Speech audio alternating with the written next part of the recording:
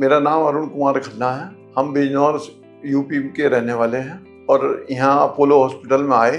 मुझे हर्निया की जो है शिकायत थी। Shri Arun Kumar Khanna 58-year-old male from Bijnor हमारे पास आए थे with recurrent episodes of intestinal obstruction. उनको रेकरेंट वोमिटिंग होती थी, एब्डोमिनल डिस्टेंशन होता था और कुछ भी खाया तो उनको उल्टी हो जाती थी, कुछ भी खा नहीं पा रहे थे फॉर सेवरल मंथ्स। नाउ हमने उनको एग्जामिन किया, उनका हिस्ट्री लिया तो देखा कि इनका मल्टीपल एब्डोमिनल सर्जरी हो चुकी थी 2016 से लेके 2020 तक। अराउंड 4-5 सर्जरी इनका पहले ओपन करके सर्जरी हुआ था, फिर उनका उसके वूंड इन्फेक्ट हो गया था, उस पर मेश लगा गया था, फिर इनका इंटेस्टाइन में कोई प्रॉब्लम हो गया था, फिर इंटेस्टाइन को काट के जोड़ा गया था and subsequent to that he had multiple episodes of wound infection and which made it technically difficult for us to address the problem because patient was morbidly obese and morbidly obese में कोई भी procedure plan करे तो we have to plan कि आगे का post operative recovery को उस तरह से हमें गेज करना पड़ता है। ट्रीटमेंट से पहले जो है मुझे खाने में दिक्कत थी, कोई चीज़ हार्ड चीज़ नहीं खाता था, बहुत लिक्विड ही लेता था, लिक्विड से ही चल रहा था। और इसमें जो यहाँ पेट में जो है थोड़ा सा न ऊपर गुच्छा सा बन गया था ना, उसमें सीटी स्कैन कराया तो obviously large multiple defects, large to medium size multiple defects abdominal wall में and with history of previous surgery, previous mesh इन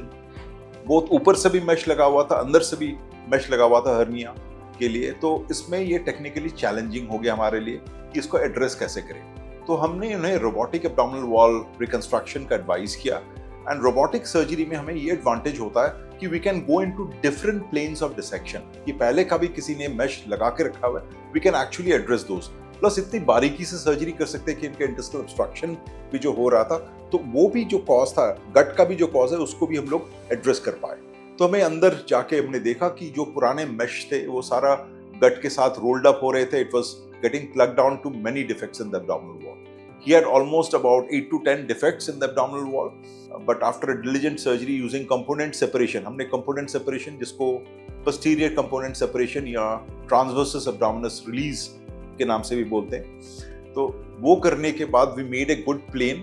जो पुराने mesh थे उसके ऊपर हमने plane बनाया and after clearing up the gut, we could successfully perform the surgery robotically. We used a very large mesh, almost a 30 by 30 centimeter mesh into this plane. And everything was done hand sutured by robotic surgery. Problems तो काफ़ी ज़्यादा थी, लेकिन ये doctor एला मुखर्जी ने जब इनकी सर्जरी करी उसके बाद काफ़ी ज़्यादा इनको रिलीफ मिला और सर्जरी जो है बहुत ज़्यादा सक्सेस रही। The importance of this is if a patient has multiple abdominal surgery with complex abdominal defects with a high BMI, जिसमें conventional procedure makes it technically challenging हो जाता है, robotic surgery gives us a very safe alternative and it is a very safe procedure giving best of results to the patient.